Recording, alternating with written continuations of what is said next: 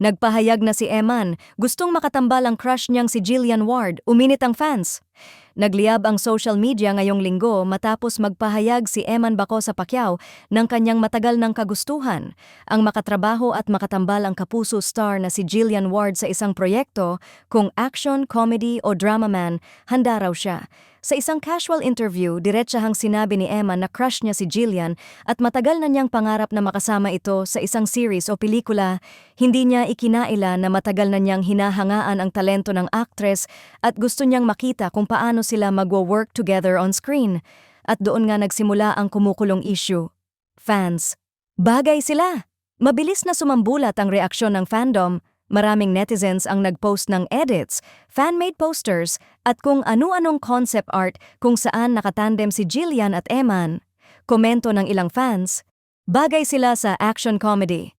Fresh tandem, sana bigyan ng GMA. Support ko to, ang cute nila kahit wala pang project.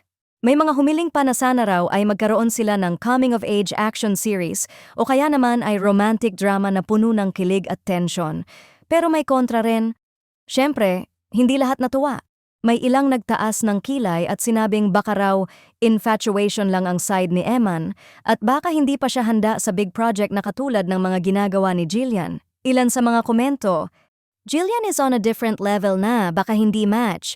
At dahil dito, nagkaroon ng mini tug of war sa comment sections, yung iba todo push, yung iba naman ay nananahimik na hindi kumbinsido.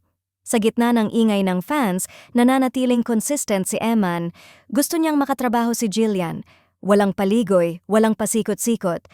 Para sa kanya, isang malaking honor kung mabibigyan ng pagkakataon.